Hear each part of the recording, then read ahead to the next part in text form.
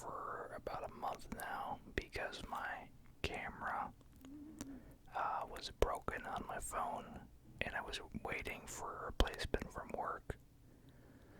So now I have a new camera, so hopefully you enjoy this. And now we're going to be going through pretty much a month's worth of books here, so we're going to start it off with Batman, Three Jokers, Book 3. And this is the standard cover. And most of these books you'll see in the beginning here, I have already read. In this particular story is one that I will hopefully get to read on the channel soon for you all. And they do have the trade of it coming out soon as well. So if you're waiting for a nice big book to collect it all, they will have that as well. So this is the normal cover.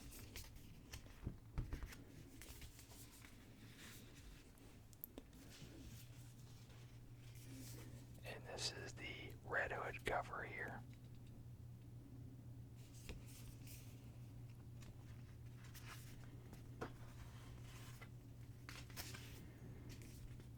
And I was able to get my playing cards that I missed from the previous one here with Batgirl. And then there's the one from this issue with Red Hood there.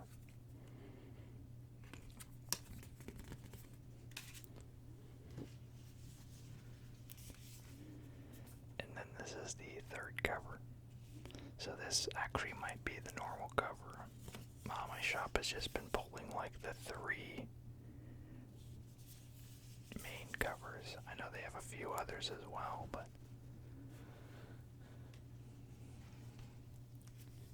next we have Batman Superman number 13. This is the Mark Brooks variant.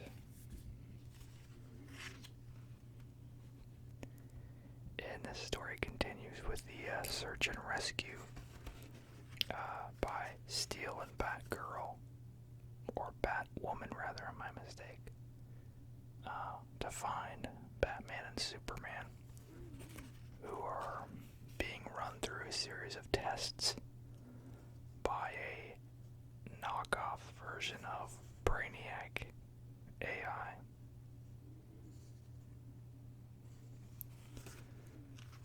And I just love seeing Steel in here. As you guys know, I have a huge affinity for the whole Rebirth and Return of Superman, Death and Return of Superman. So anytime I see those guys and stuff, I get excited about it. Next is Batman 101. This is the Medina variant with Grifter on here.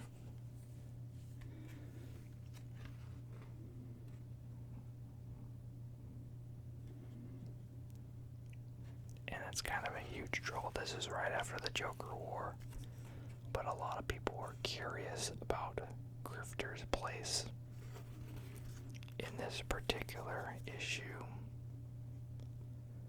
And so that is answered in this issue. You see him here. So just kind of cool to see Batman interacting with him.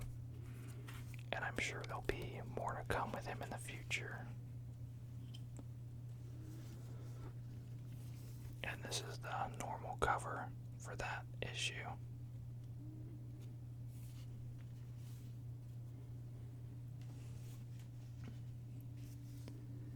And we have Catwoman 26. I don't know the artist on this particular issue. Or cover rather, or both. But I do like this cover. And it's a very loose tie-in to the Joker War. It's pretty much like, hey, what happened to Catwoman afterwards? it's nothing too shocking or too terribly interesting, I feel, but since it was on the checklist, that's why I got it. The artwork's not bad. It's kind of like, kind of a grittier crime feel to it.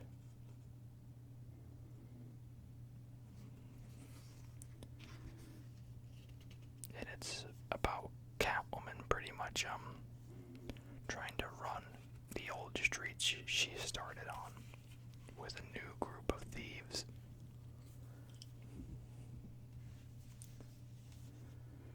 And we have Harley Quinn. This is from the White Knight line from the Murphyverse.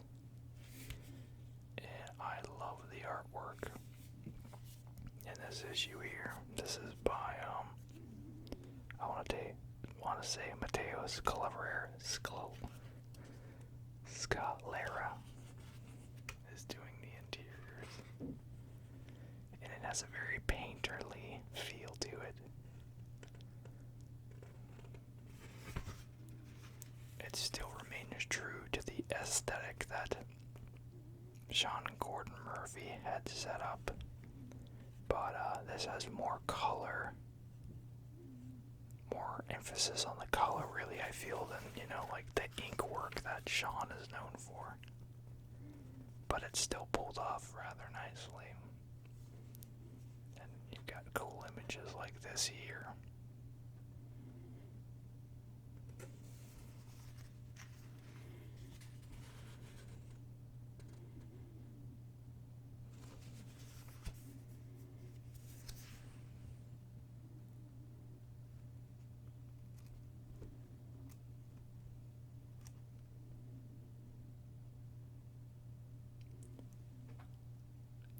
Just making sure the artist I had on there is right. A lot of people worked on that book. And then this is the other cover for that book. I love the matte on the spot gloss finish there too. It's very nice. And I think there was some of that on here too. Yeah. So it makes it pop,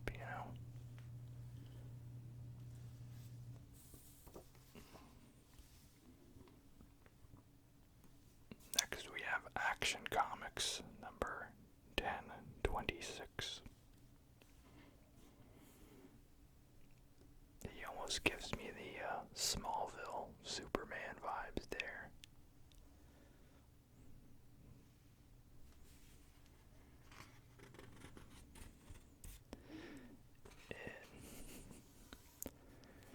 Bendis in the past has been able to get away with typing like the one-page summaries, and now he's trying to incorporate it into the book so it's not skipped over. He still doesn't quite pull it off, I feel, but what can you do? And I remember this issue when I read it, it's really disorienting. It keeps switching.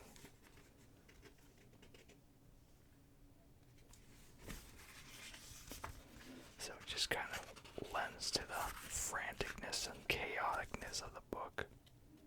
And even as this is upside down.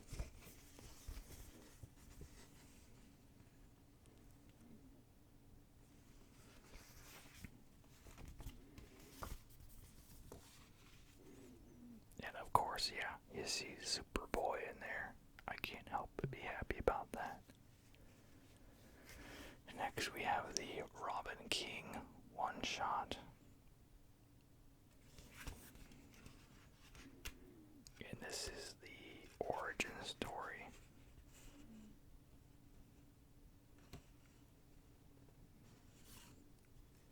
Which is pretty messed up. And then they go through here and kind of label all the different pieces of his utility belt. A lot of stuff that is referenced, but some of it's kind of obscure too.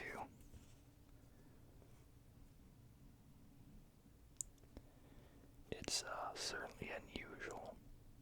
That's the main thing I can say about it.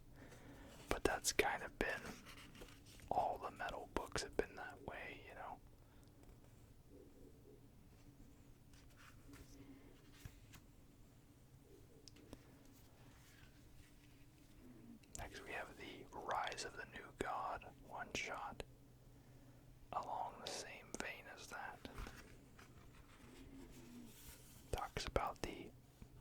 this chair here, which has been definitely gaining more focus here as of recent. Which, I believe is Snyder's intent all along, was kind of bringing more focus to some traditional elements of the DC universe, and then just kind of going crazy with him,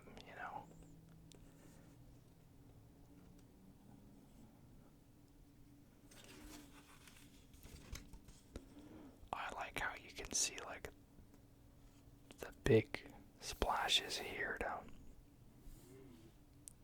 kind of emphasize the fight between gods, That was a nice touch.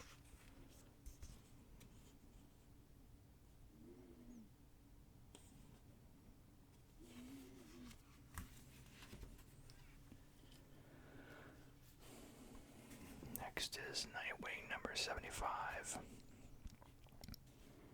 Big landmark issue here. And as you can see, Nightwing is in his old threads again. And this kind of ties up the story that has been going since, I believe, issue 50 with him. With his memory loss and all that. In the squad of Robins. And he's officially back. He's gotten his memories back.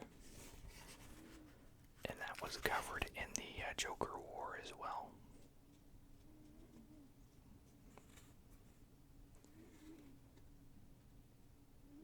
But this is kind of interesting too, because it brings back KG Beast, who was responsible for shooting him in the head and all that. And these guys are giving him a tough time for not actually killing Dick Grayson.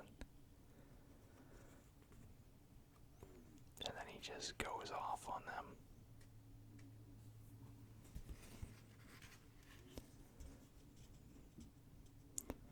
But yeah, I definitely thought that this was well done.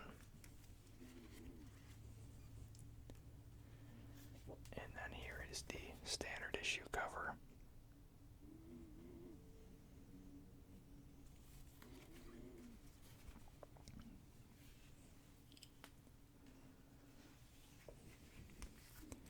Next is Detective Comics number 1029. Another Lee Bermejo cover. Look how it shows him climbing up the building, something that is very much reminiscent of the Adam West era.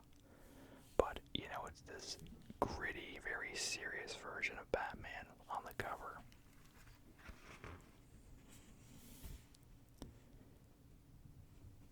And this deals basically with, this is right after the Joker War, and so this guy here is leading a charge to basically exile anyone who wears a mask, that they are revealed and outed in the community.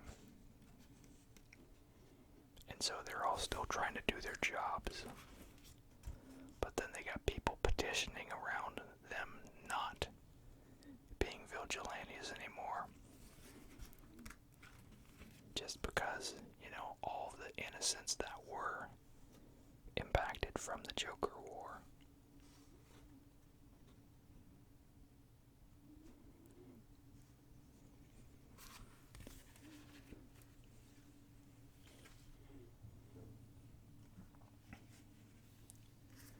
And we have Batgirl number 50. This is the last issue for a while of Batgirl, I believe.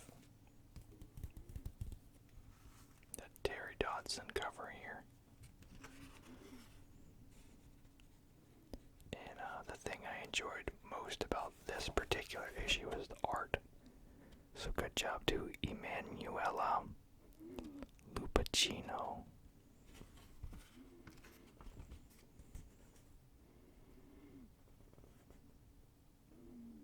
And they just kind of vividly drew some pretty, everyday scenarios here. conversations and more recently with the protests and stuff like that. So, felt they did a good job of capturing that. And then we see them all in the cave here. And even here there's some fallout with Batgirl and the team here. Specifically with Nightwing.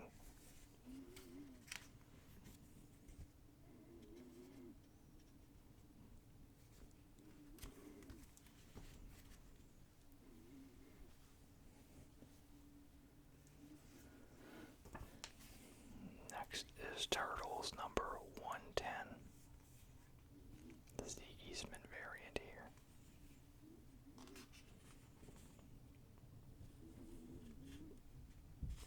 And they're still dealing with some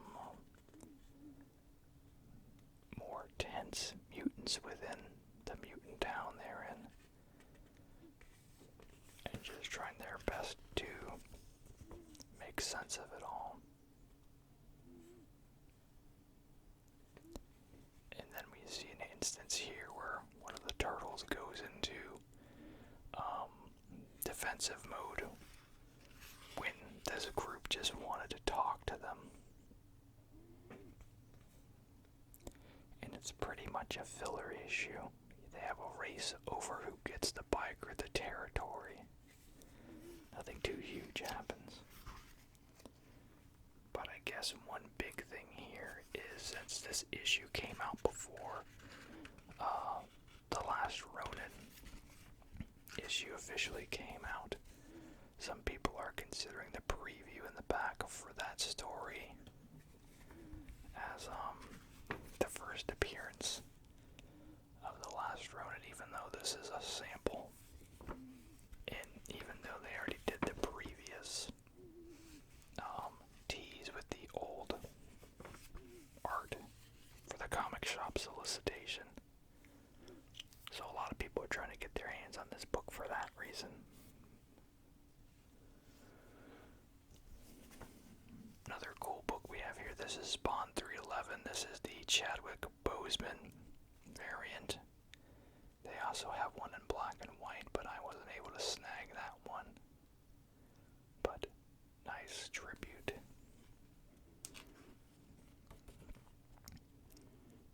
And I haven't read this issue yet. But I know this is another book that people are looking for because of that tribute.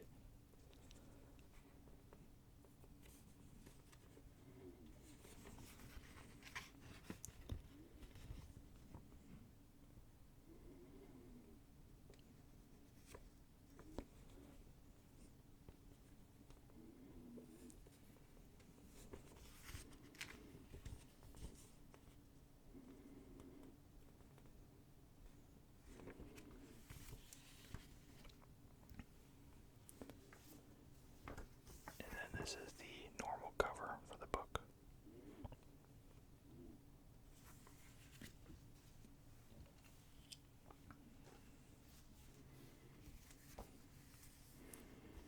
We have Teen Titans 46, and I love this cover here with Jonathan Kent. I'm trying to figure out where in the world Damian is. Damian has since left the Teen Titans for trying to mete out much harsher punishment than the team should have ever done. And basically, Batman was able to find out as well and confronted him, and pretty much Damian just left the team, went off to do his own thing.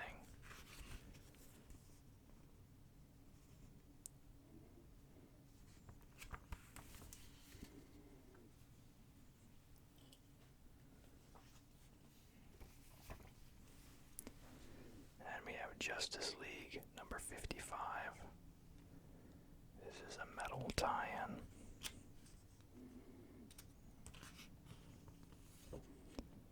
I don't think I read this one yet either.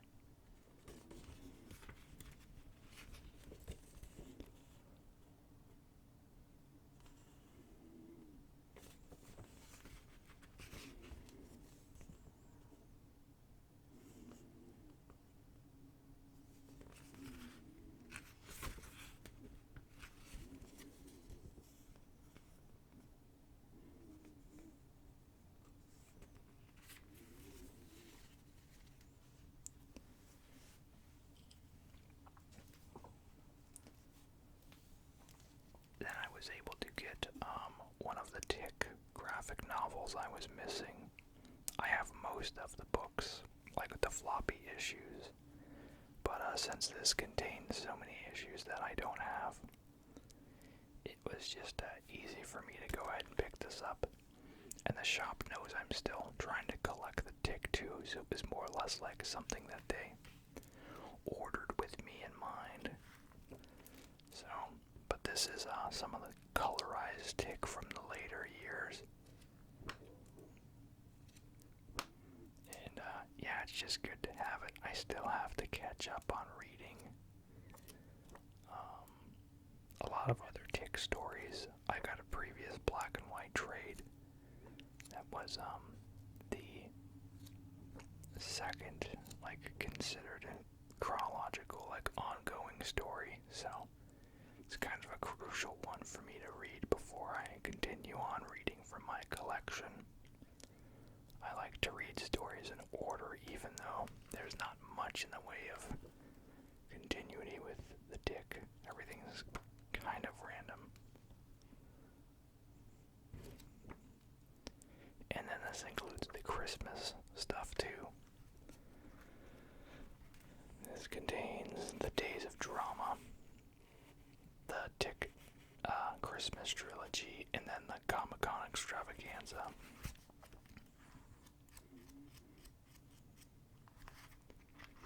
And then it shows the risque cover for this as well that they offered, so and kind of unusual to see the Tick in a situation like that.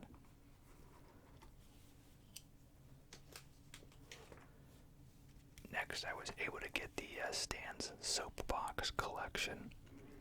This collects all of his soapboxes he did from the 60s all the way through 1980. So it's just kind of a nice time capsule. And then there's like some commentary on his commentary as well. And this is put out by the Hero Initiative, which donates money to creators who have fallen on hard times.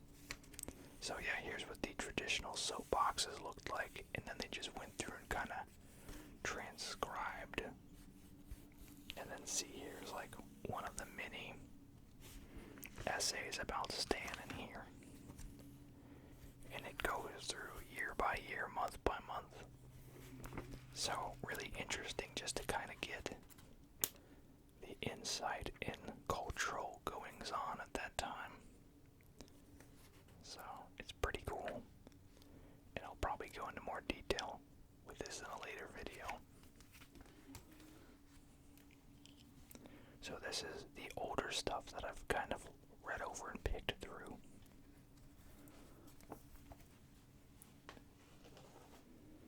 And sorry I didn't get to bag any, but I just have so much stuff this go around, you know.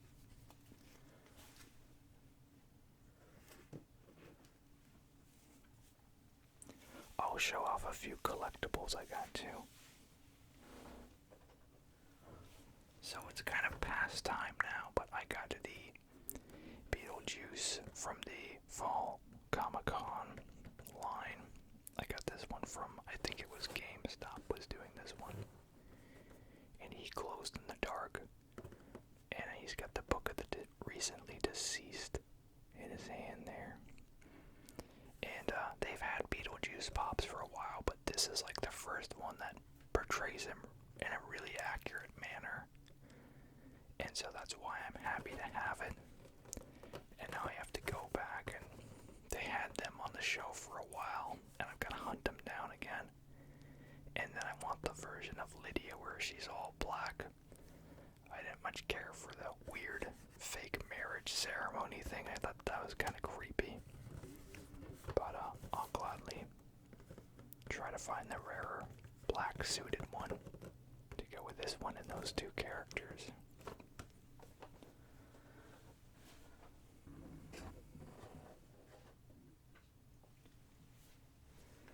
Then we got another soda here. There's a chance for a chase that glows in the dark just like the Leo did.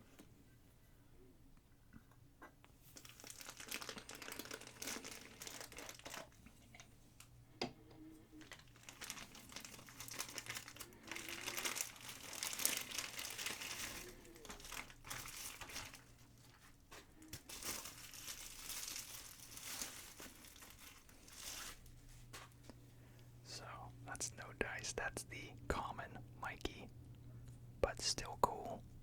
He goes well with the others from the set. So far as Leo and then Shredder.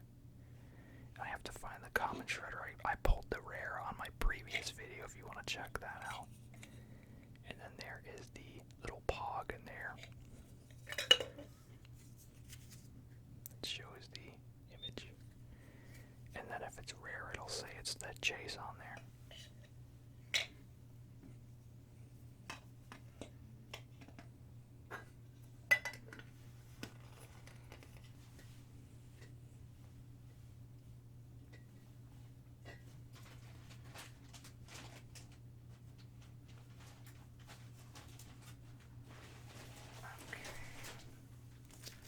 So these are from the other shop from the previous haul too, but this first one actually I had to wait for the common copy of The Last Ronin from my main shop.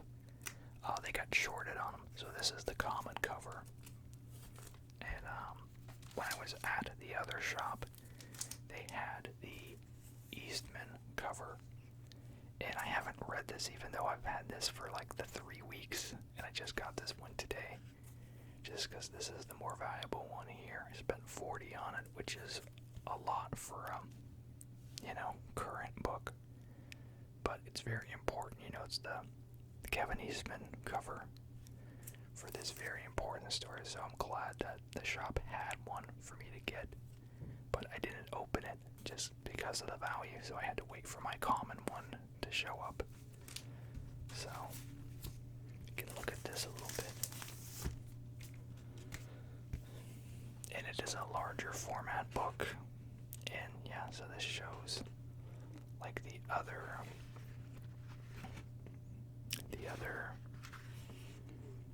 the first pages of the preview in the Turtles 110. So we can kind of hop through here. So this is a story that they wanted to do way back when. You can see a lot of nods even with the stylization to some like Frank Miller-esque inspiration and stuff like that, and lots of Easter eggs and things like that. I haven't read this yet, so I can't point out anything specifically, but yeah, you can just kind of see like the blockiness and the shadow work and stuff like that. And yeah, it looks great. I can't wait to read it. I have no doubt, it's going to be a modern classic here. So this is Spider-Man number 50.LR, The Last Remains, which is just kind of bizarre. You can see this here. It's very much in the vein of being aware that it was around Halloween time. Really playing up the dark and twisted elements here.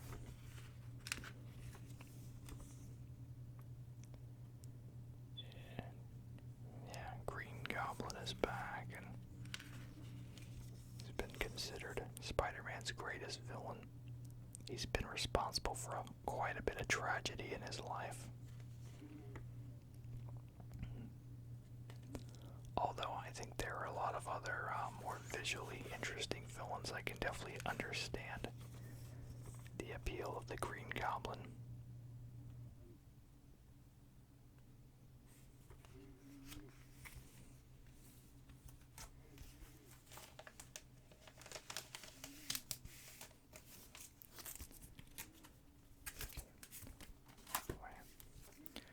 And then we have Amazing Spider-Man 51. Nice Gleason cover here.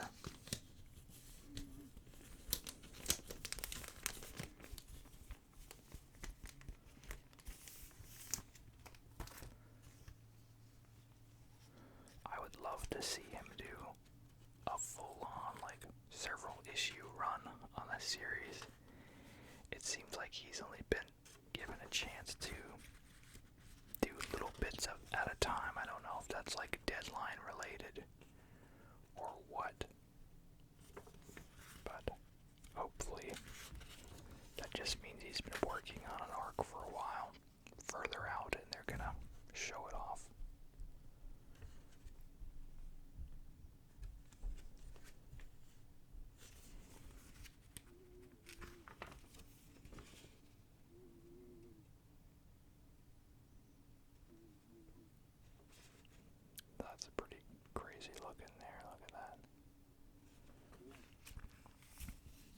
So yeah, they're still dealing with the fallout from the previous arc.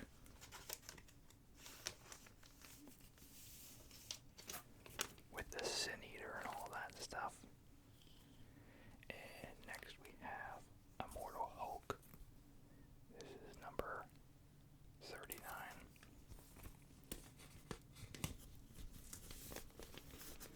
Like I said, I believe that issue 50 will be when this series caps out.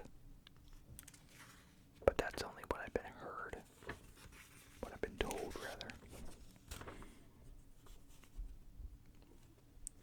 But I definitely feel like it has reached some more intense parts in the story.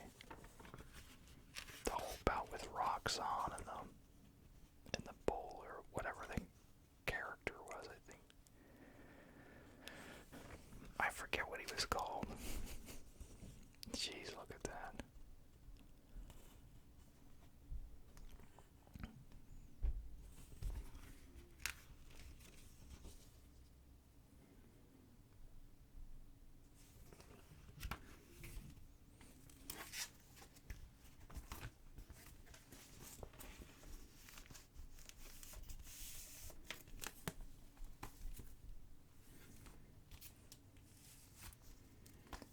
Unfortunately, my shop did not pull number 9 for me, so I didn't get to read these. I've been waiting to read the other issue. So this is X of Swords, part 10. This is in X-Men number 13.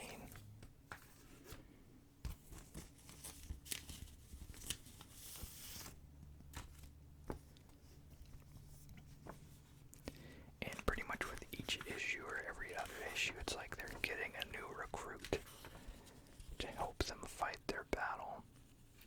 I kind of feel like it could have been done in a faster manner. You're definitely stretching out, so it's padded in the 20-something issues. And then from what I hear, they reused the art, most of it, in another issue. Only the dialogue is different. So,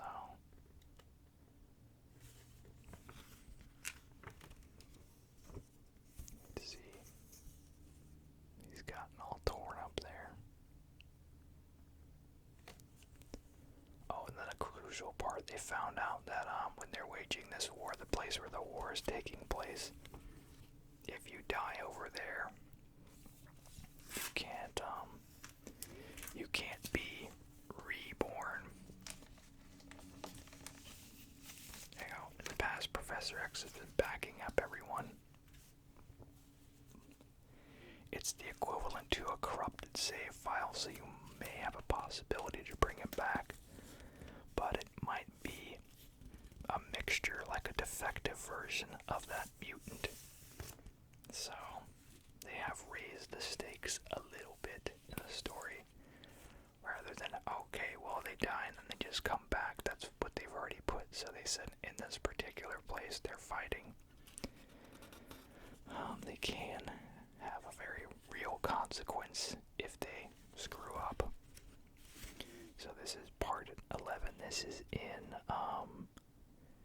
Stasis number 1, so I guess this is a one-shot.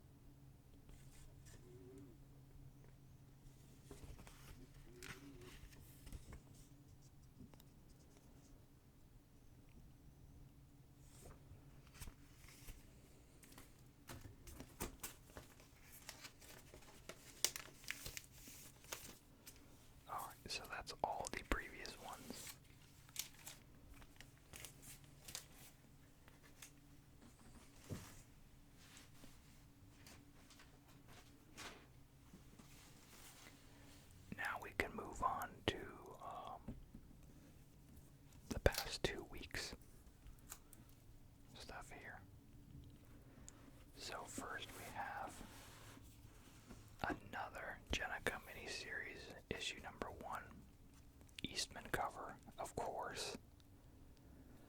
And I think this is the first full-on dedicated Jenica cover I have from Eastman, so it's kind of cool.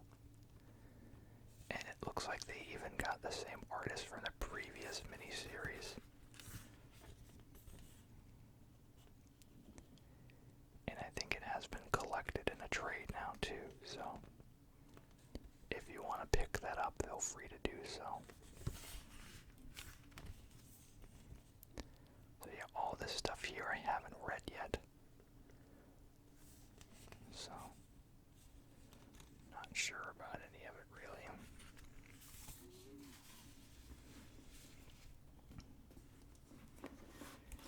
Next we have Detective Comics number 1030. Another nice Bermejo cover. I'm telling you, he keeps making them and I'll keep buying them.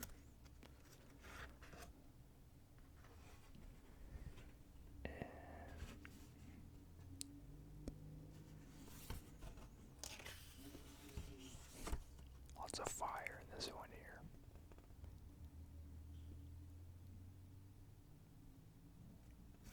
Another artist I'm not familiar with.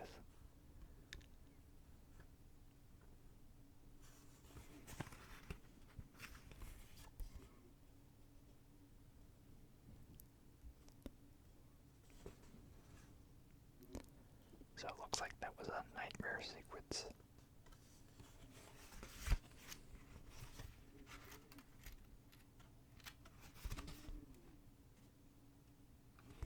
Here's the trade for the three Jokers, by the way. That's what it looks like.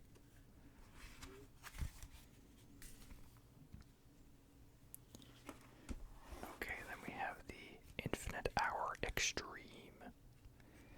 And this is pretty much a Lobo story from what I hear. And kind of one of the more notable one-shots. I've heard a lot of people really enjoy this. Because a lot of people just kind of miss seeing Lobo in this capacity, so.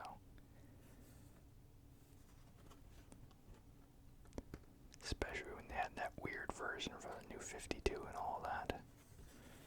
So it's just kind of nice to see the original back in the fold.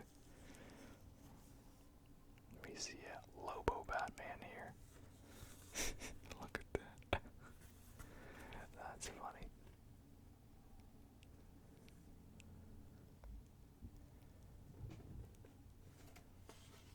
So I look forward to checking that out. Next we have Turtles 111. Oh man, this one got damaged. Oh well. I will do my best to get that crease out.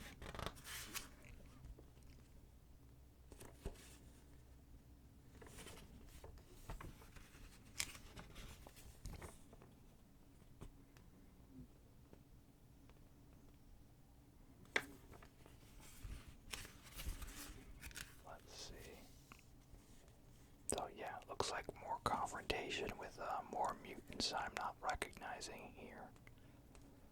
So, not sure of the exact conflict. I guess they're partners in crime.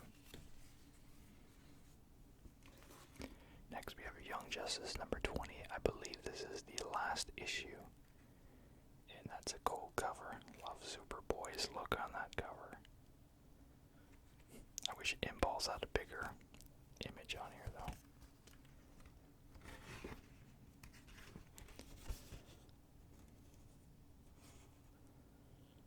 So yeah, I believe this is their last adventure.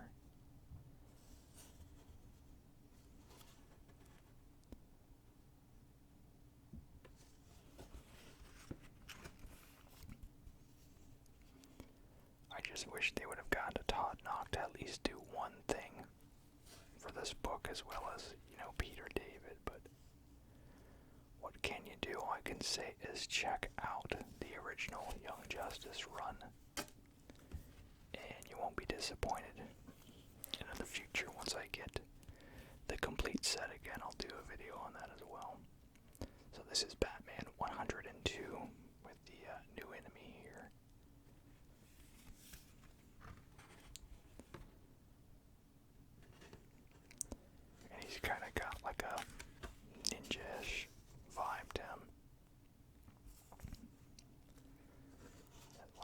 cybernetic feel as well.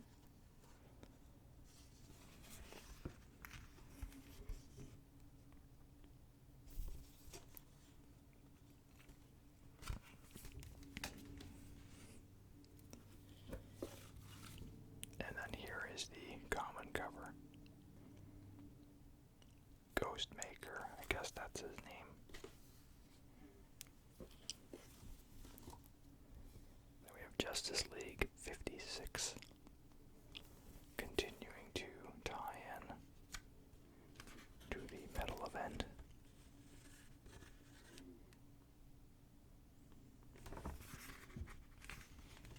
And look at that, wow.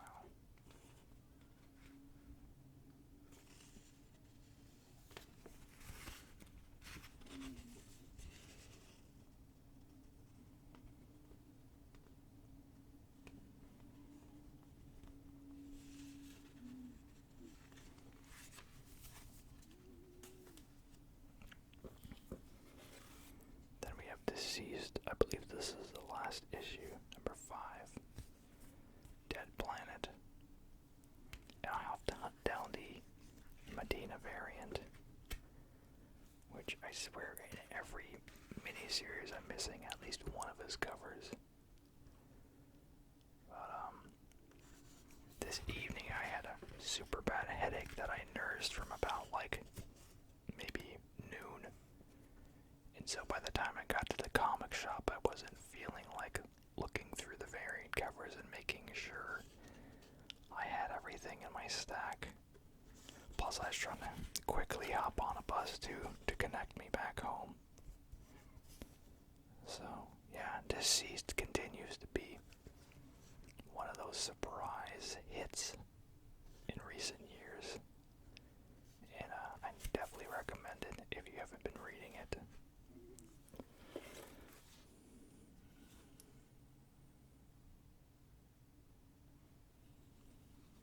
Next is Superman, number 27. And this has been an interesting story as well, actually. With this alien who has basically been trained to be their planet's version of Superman. And then his civilization gets wiped out. And as the struggling survivors on their deathbed are like, you were supposed to be our Superman.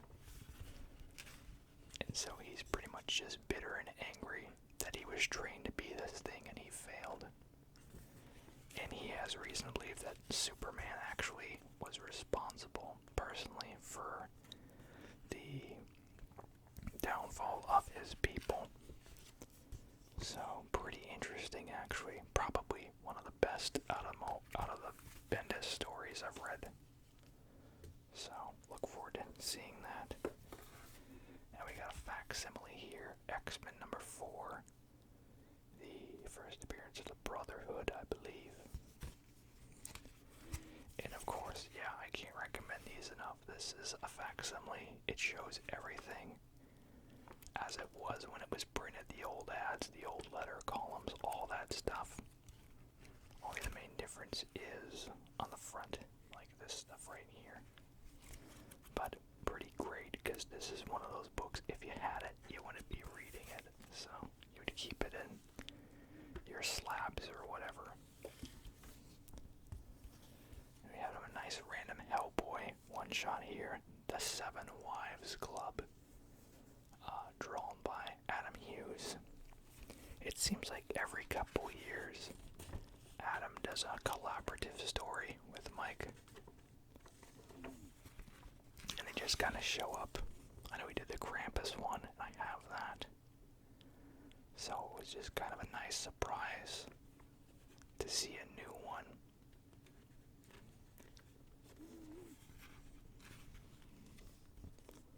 But I'm still reading through the Hellboy series. I've never read the whole thing. So I'm still learning a lot about the mythos and everything as well.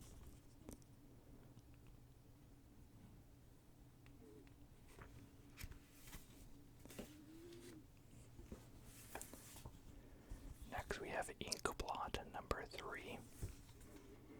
And that's This is the story of this random cat here who can kind of open rifts and dimensions and all sorts of things.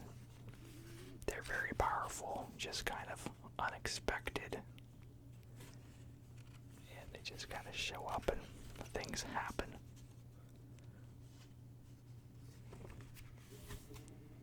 So we're nearing another time marker here, so hopefully I'll be able to get through all this without the camera shutting off again.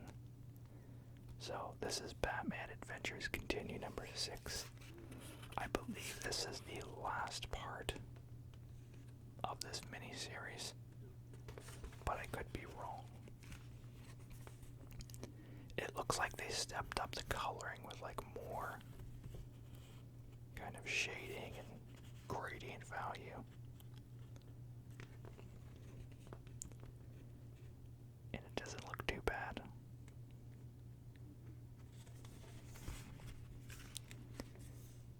I would say it definitely distinguishes it from the previous issues in this run. And this goes into the Jason Todd story. And so that's who this Robin see with the red on the mask. That's who it's supposed to indicate. So it's literally a Jason Todd story in the Batman animated universe. Sid the Squid.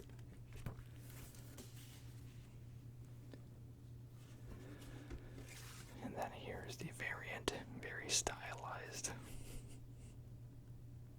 Not sure who did it though. Oh, Carrie Andrews. I believe, let me double check.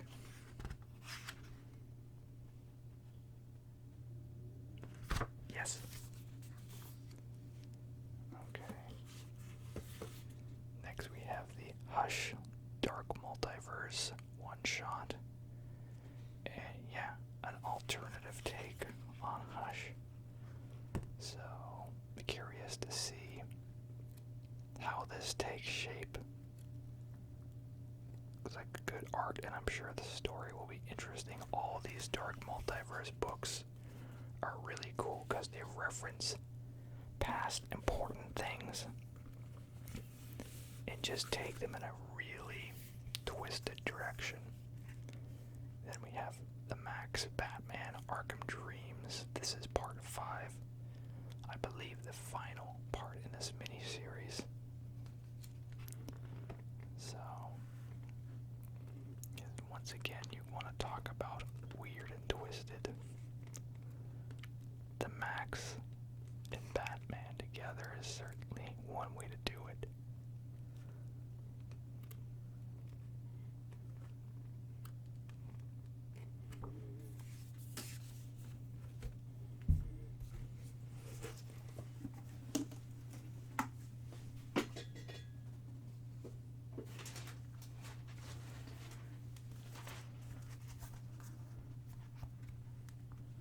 Alright, I've got a few left here.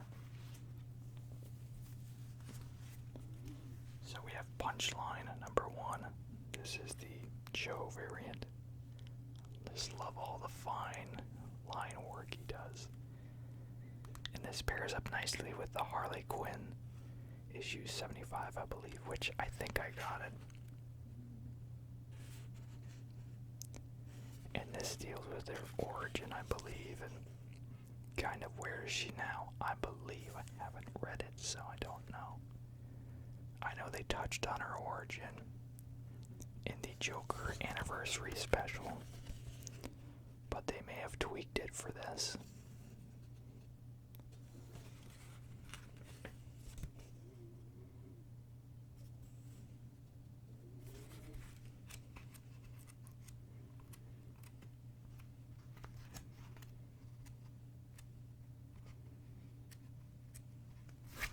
I was seeing if the art style changed, and it didn't look like it did.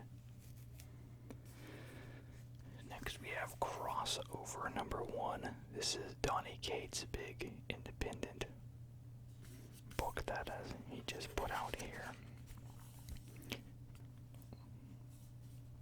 And I believe it's like, what if comics crossed over into the real world is the premise. I could be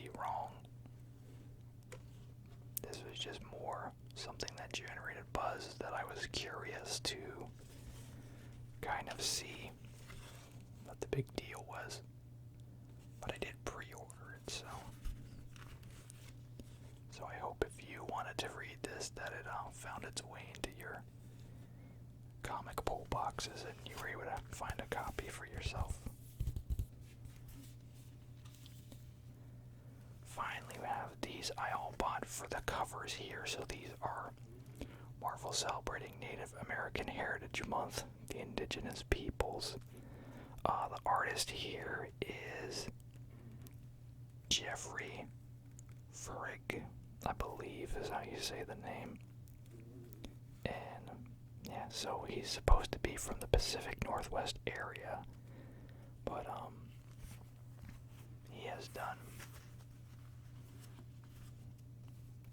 all these superhero covers and these very bold Native American style inspired designs here. So I love these. And then I got a poster that shows all of these as well. So if you miss out on some of the covers, you can get a poster that shows them all on it. But the poster is too big for me to unroll and show you here. And the images on it are just slightly smaller than they are here. And I think they're releasing 2 of these a week.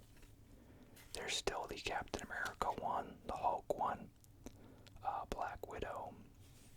I'm trying to remember everyone else. But those are the one I'm just remembering off the top of my head right now. So, but this one was Avengers 38. This one is Thor number 9.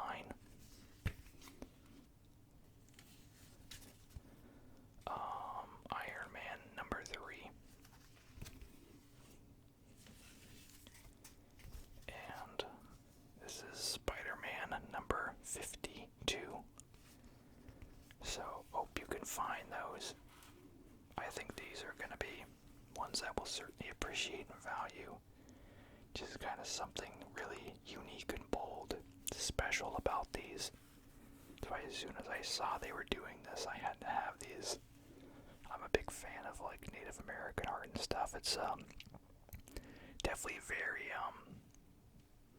much in the area here around Seattle, and just kind of even where I grew up in Mississippi, you'd come across quite a bit of it. Just kind of just so unique and interesting. So definitely recommend finding these if you're able to. So that's gonna do it for now. That's all I've got for these books. I have plenty of other stuff I got during this period where my camera was out. So hopefully there'll be more bonus videos coming this week. Hopefully we'll be able to do some live streams coming up as well. I can't set anything in stone, but I can promise a lot of great, exciting things are going to happen in the channel. Lots more activity and stuff, so hope you stick around. If this is your first time, please make sure to hit the subscribe button and the bell so you don't miss a video. Share this thing out, and as always, you all have